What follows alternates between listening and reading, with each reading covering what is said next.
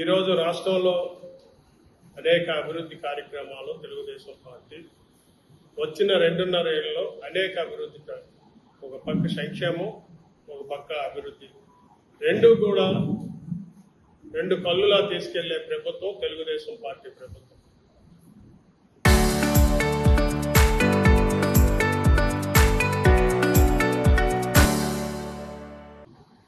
స్వర్గీయ ఎన్టీ రామారావు గారు 1982లో పెట్టినటువంటి తెలుగుదేశం పార్టీ నాటి నుండి నేటి వరకు బడుగు బలహీన వర్గాలకి అభ్యున్నతికి కోరుకున్నటువంటి పార్టీ తెలుగుదేశం పార్టీ. నిన్న కాక మొన్న మీరు అసెంబ్లీ సమావేశాల్లో చూశారు, బీసీ వర్గాలకి 34% రిజర్వేషన్లు, రాజకీయ రిజర్వేషన్లు అన్నటువంటిది తెలుగుదేశం పార్టీ చట్టం చేసింది, శాసనసభలో తీసుకొని వచ్చింది. ఆ రోజు ముఖ్యమంత్రిగా ఉన్నటువంటి చంద్రబాబు నాయుడు మొన్నే చెప్పారు, మనం 34% బీసీలకి రిజర్వేషన్లు ఇస్తున్నాం, కానీ వైసీపీ పార్టీ కోర్టుకు వెళ్ళకంటూ ఉంటే చాలా గౌరవంగా ఉంటుందని చెప్పారు. కానీ వాళ్ళ వంకర బుద్ధి అన్నటువంటిది కుక్కతోకలాగా ఉంటుంది కాబట్టి వాళ్ళ పని వాళ్ళు చేస్తారు. సరే, ఏదేదైనప్పటికీ కూడా ఈవేళ రాష్ట్రంలో ఉన్నటువంటి బీసీలకు కానీ, ఎస్సీలకు కానీ, బడుగు బలహీన వర్గాల వాళ్ళందరూ కూడా తెలుగుదేశం పార్టీ ఎప్పుడూ అండగా ఉంటుందని మీ ద్వారా మరోసారి నేను తెలియజేస్తున్నాను. ఈవేళ ఆమదాలవలస నియోజకవర్గంలో తీసుకుంటే ఎస్సీ నిధుల నుంచి కానివ్వండి, సీఎం రిలీఫ్ ఫండ్ నుంచి కానివ్వండి, అలాగే సుడా నుంచి కానివ్వండి, పంచాయతీరాజ్ నుంచి కానివ్వండి, అలాగే ఆర్ఎన్పి నుంచి కానివ్వండి, ఎన్ఆర్ఈజీఎస్ నుంచి కానివ్వండి, ఏ డిపార్ట్మెంట్ నుంచి తీసుకునే ఈ నియోజకవర్గంలో పిన్ టు పిన్ కార్నర్ అనేటువంటిది అభివృద్ధి చేసే దిశగా మన గౌరవ శాసనసభ్యులు, మన పియూసీ చైర్మన్ కోనరావు కుమార్ గారు తీసుకెళ్తున్నారని మీ అందరికీ నేను మనం చేస్తున్నాను. గత 5 సంవత్సరాలు వైసీపీ పాలనలో ఎక్కడ కూడా ఒక తట్టి మట్టి తీసి వేసే పరిస్థితి ఆ ప్రభుత్వంలో ఎక్కడా లేదు. మీరు చూశారు, మేము చూసాం, ప్రజలు కూడా చూశారు. ఈవేళ చిన్న చిన్న విమర్శలకి మేము పట్టించుకునే పరిస్థితిలో ఈవేళ లేవు. ప్రతిపక్షం అయిన తర్వాత ఏదో మాట్లాడాలి, కానీ ప్రతిపక్షం కూడా నేను ఒకటే మనవి చేస్తున్నాను, రిక్వెస్ట్ చేస్తున్నాను కూడా, మీరు అభివృద్ధిలో రేపు మేము తీసుకెళ్తామని మీరు పోటీ పడండి. అలాగే రేపు మా గవర్నమెంట్ ఒకవేళ వస్తే, మీరు 29లో వచ్చేస్తాం, మేము ఇచ్చేస్తాం అనేటువంటి దృష్టిలో మీరు ఉన్నారు. ఎట్టి పరిస్థితుల్లో 29లో మీరు వచ్చే పరిస్థితి లేదని మీ అందరికీ నేను మనవి చేస్తున్నాను.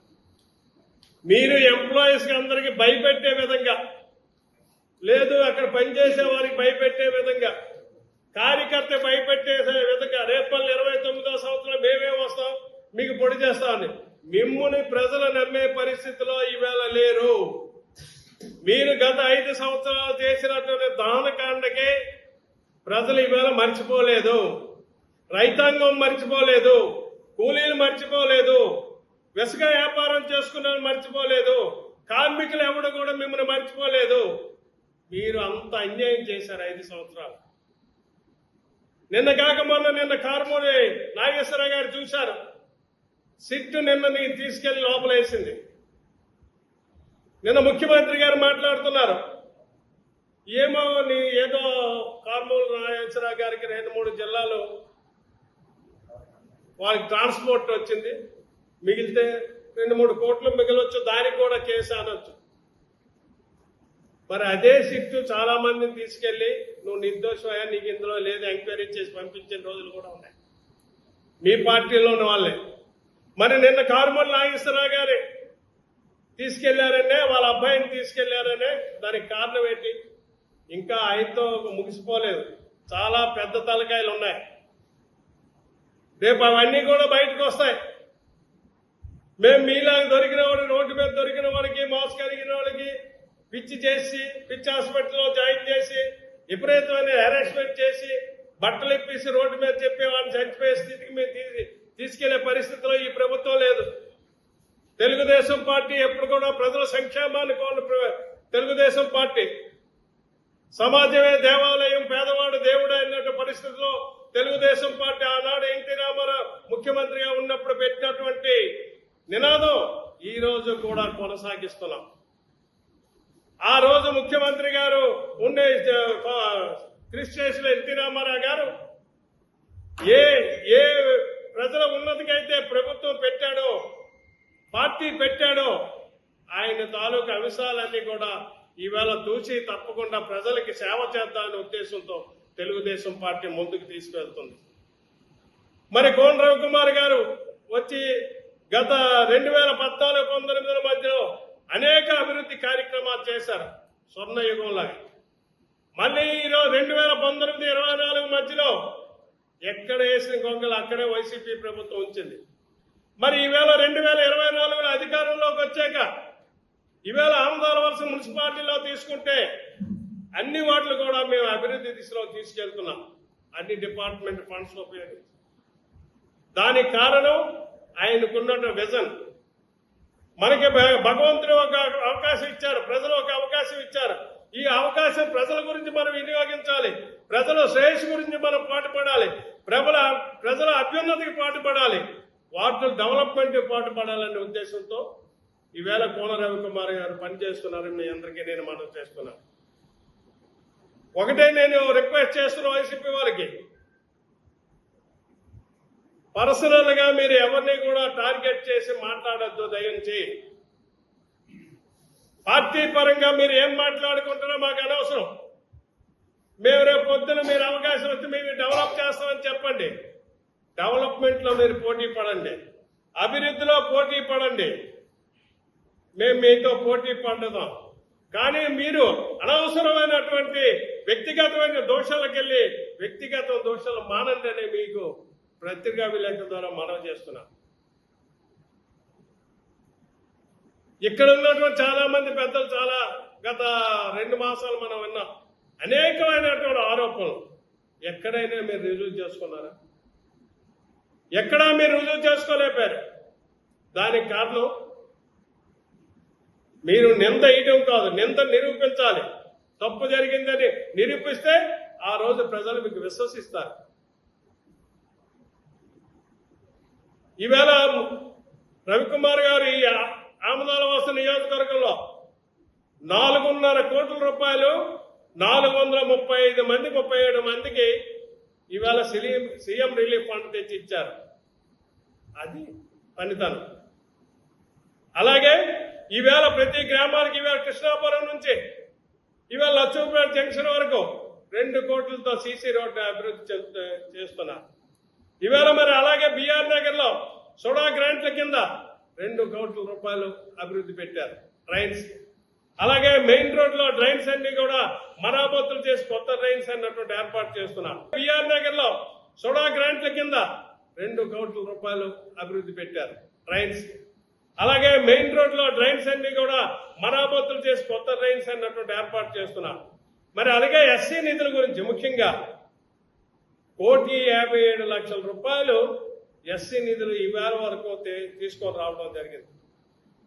మరి గతంలో తిమ్మాపురంలో సీసీ డ్రైన్ అన్నటువంటిది 2 లక్షల రూపాయలతో వేయడం జరిగింది. అలాగే 3వ వార్డులో providing CC road and drain అన్నటువంటి వేయడం జరిగింది కేంద్రవానిపేట. అలాగే 4వ వార్డు 3వ వార్డు ఓసవనపేట, అలాగే 4వ వార్డు గేదెలవానిపేట, 7వ వార్డు చింతాడ, 10వ వార్డు అక్కడ మీకు 10వ వార్డులో గత రవికుమార్ గారు ఉండేటప్పుడు అక్కడ కమ్యూనిటీ హాల్ ఇచ్చారు. ఆ 5 సంవత్సరాలు అప్పుడు ఎలక్షన్స్కి వచ్చింది, కొంతవరకు చేశారు, ఉండిపోయింది. తర్వాత 5 సంవత్సరాల్లో కమ్యూనిటీ హాల్ని దాని అభివృద్ధికి ఎవరూ నోచుకోలేదు. మళ్ళీ ఇప్పుడు 10వ వార్డులో కమ్యూనిటీ హాల్కి 3 లక్షల రూపాయలు ఎస్సీ నిధుల కింద ఇచ్చి అభివృద్ధి చేస్తున్నాం. అలాగే అక్కడ ఉన్నటువంటి ఎవరైతే ఎస్సీస్ ఉన్నారో మా నిధులు వచ్చాయి కాబట్టి కమ్యూనిటీ హాల్ మేము బాగు చేసుకోవాలని కిందన టైల్స్ ఇస్తే వాళ్ళ సొంత డబ్బులతో గ్రైనేట్ వేసుకుంటున్నారు. వాళ్ళు ఎందుకో పెర్మనెంట్గా మాకు ఇది ఇక్కడ ఉంటుంది, మాకు ఎస్సీ అభ్యున్నతికి ఇది ఇచ్చారు, మా మీటింగులు పెట్టుకోవడానికి కానీ మా జాతీయ అభ్యున్నతికి మేమే చిన్న చిన్న కమిటీ మీటింగులు పెట్టుకోవడానికి పనికొస్తుందని వాళ్ళు ఆ కార్యక్రమం కూడా చేస్తున్నారు. అలాగే 19వ వార్డు పాతామదాల వలస, అక్కడ ఎస్సీ నిధులు అన్నటువంటి 7.80 లక్షల రూపాయలు ఇవ్వడం జరిగింది. అలాగే 20వ వార్డులో కూడా 7.60 లక్షలు ఇవ్వడం జరిగింది. 21వ వార్డులో కూడా providing CC road and drain కూడా 7.45 లక్షల రూపాయలు. అలాగే 22వ వార్డులో కూడా 2.25 లక్షలు, మొత్తం టోటల్ కలిపి 57 లక్షల రూపాయలు ఈ వార్డులకు అన్నటువంటిది ఇవ్వటం జరుగుతుంది. మరి అలాగే ఇప్పుడు నిన్న కొత్త గవర్నమెంట్ జీవో ఇచ్చింది, 1 కోటి రూపాయలు ఎస్సీ నిధులు. అదే 1వ వార్డులో 40 లక్షలు, అలాగే 3వ వార్డు కోసన్నపేటలో 62 లక్షల రూపాయలు, అలాగే 5వ ward providing CC road and drain SC colony 5వ వార్డులో కూడా 20 లక్షల రూపాయలు ఇవ్వటం జరుగుతుంది. అలాగే 7వ వార్డులో కూడా 10 లక్షల రూపాయలు అన్నటువంటిది ఎస్సీ నిధుల కింద ఇవ్వటం జరుగుతుంది. 10వ వార్డులో కూడా కన్స్ట్రక్షన్ ఆఫ్ బిల్డింగ్ 14 లక్షల రూపాయలు, రిమైనింగ్ ఉన్నటువంటి ఆ రోజు విడిచిపెట్టినటువంటి కమ్యూనిటీ 14 లక్షల రూపాయలు అన్నటువంటిది ఇవ్వటం జరుగుతుంది. అలాగే 11వ వార్డులో డ్రైన్స్ అండ్ రోడ్స్ 40 లక్షల రూపాయలు ఎస్సీ నిధుల కింద, అలాగే 19వ వార్డులో 32 లక్షల రూపాయలు ఎస్సీ నిధుల కింద, అలాగే 7వ వార్డులో 40 లక్షల రూపాయలు ఎస్సీ నిధుల కింద 4 లక్షల రూపాయలు, అలాగే 1వ వార్డులో providing CC drain from drain CC road 22 లక్షల రూపాయలు అన్నట్టు ఎస్సీ నిధుల కింద పెట్టడం జరుగుతుంది. ఇవన్నీ అభివృద్ధి దిశలో కోన రవికుమార్ గారు తెస్తున్నటువంటి ఫండ్స్. మరి కోన రవికుమార్ గారి మీద చాలా వ్యక్తిగతమైన విమర్శలు, అనవసరమైనటువంటి దానికి ఎక్కడా కూడా ఒక తాడు ఒడిసలేని మాటలలాగా వాళ్ళు ఆడుతున్నారు. మీరు ఏమైనా అటువంటి వ్యక్తిగతమైనటువంటి దోషం చేయాలంటే పబ్లిక్ గా మీరు ఎక్కడో ప్లాన్ ఇచ్చే ఇది మీటింగ్ మీరు పెట్టండి, ఎక్కడో దగ్గర మేము కూడా మీరు రావడానికి సిద్ధం ఉన్నాం, పబ్లిక్ డిస్కషన్ పెడదాం, మేము ప్రజలు ఎవరిది కరెక్ట్ అన్నట్టు నిర్ణయిస్తే దాన్ని బట్టి మనం ముందుకు వెళ్దాం. అంతే తప్పు కానీ ఏదో మనం రూమ్లో కూర్చొని ప్రెస్ వాళ్ళు పిలిచి మనకి ఏదో అధికారం రాకముందే ఏదో అధికారం వచ్చినట్టు కళలు కనేసి ఇష్టానుసారం మాట్లాడడం అది సభ్య సమాజాలు ఎవరు కూడా హర్షించదు. కాబట్టి ఒకటే నేను మనవి చేస్తున్నాను, మనం అభివృద్ధి దిశలో పరిగెడతాం, అభివృద్ధి దిశలో పోటీ పడతాం. ప్రజలకు మంచి ఎవరు ఏ పార్టీ చేయాలనే ప్రజలకు మంచి చేస్తామని చెప్పే పార్టీ అధికారంలోకి రావటం జరుగుతుంది. మాకు ప్రజలు మేము మంచి చేస్తామని విశ్వాసం. రేపు 1వ తారీఖుని గత 5 సంవత్సరాల్లో ఎవరికైతే భర్త చనిపోయి ఉన్నటువంటి ఆడవాళ్ళు ఉన్నారో రేపు 1వ తారీఖుని ఖచ్చితంగా పెన్షన్స్ ఇవ్వడం జరుగుతుంది. అది కూడా తెలుగుదేశం పార్టీ నిర్ణయం తీసుకుంది. ఎవరు కూడా అలాగే 60 సంవత్సరాల వారికి ఇవ్వటం అన్నటువంటిది జరుగుతుంది. ఇవన్నీ తెలుగుదేశం పార్టీ అభివృద్ధి చేసింది కదా. ఈవేళ ఈ జిల్లాలో శ్రీకాకుళం జిల్లా, విజయనగరం జిల్లా, వైజాగ్ జిల్లా భోగాపురం ఎయిర్పోర్ట్ తేవడం అది తెలుగుదేశం పార్టీ ఘనత కాదా? అలాగే మరి పోర్టు తేవడం అది తెలుగుదేశం పార్టీ ఘనత కాదా? ఈవేళ అదానీ వాళ్ళు వచ్చి రేపు మినరల్స్ అన్నటువంటి మన శ్రీకాకుళం నియోజకవర్గంలో శాండ్ తీసుకునే ప్రాజెక్ట్ని ఈవేళ అదానీ గ్రూప్ వాడు మన శ్రీకాకుళంలో పెడుతున్నారు. అది తెలుగుదేశం పార్టీ అభివృద్ధి కాదా? ఈవేళ నాగావళి వంశధార అనుసంధానికి ఆ రోజు 2014-19లో మేము వేసినటువంటి పునాదులు 82% కంప్లీట్ అయితే ఆ కాంట్రాక్ట్ ఈవేళ కూడా పనులు లేకుండా వాడు ఎక్కడో కనిపించకుండా పోతే ఈవేళ కాంట్రాక్ట్ రద్దు చేసి కొత్తగా పిలిచి కొద్ది కాంట్రాక్ట్ ఇమ్మని కోరే తెలుగుదేశం పార్టీ కాదా? ఇవాళ నారాయణ బిజ్జీ గురించి ఎన్నారో కళ శ్రీకాకుళం జనం నారాయణ బిజ్జీని ఇవాళ ఒప్పించి వరుస ప్రభుత్వానికి ఒప్పించి అనుమతులు తేవడం, సుప్రీంకోర్టులో ఉన్నటువంటి దీన్ని కూడా తీసుకొని ఆ గవర్నమెంట్ వెనక్కి తీసుకొని అభివృద్ధి దిశలో తీసుకెళ్తున్న తెలుగుదేశం పార్టీ కాదా? కాబట్టి ఈవేళ మీరు గ్రామాలు వెళ్ళండి.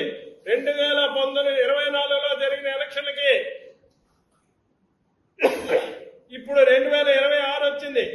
ఈ 2 సంవత్సరాల్లో ఎన్ని గ్రామాలు అభివృద్ధి పొందాయి, ఎన్ని గ్రామాలు సీసీ రోడ్లు వేశారు అనేటువంటిది మీరు ఒకసారి చూసి వచ్చి మాట్లాడవలసిందిగా వైసీపీ నాయకులకి నేను మనవి చేస్తున్నాను.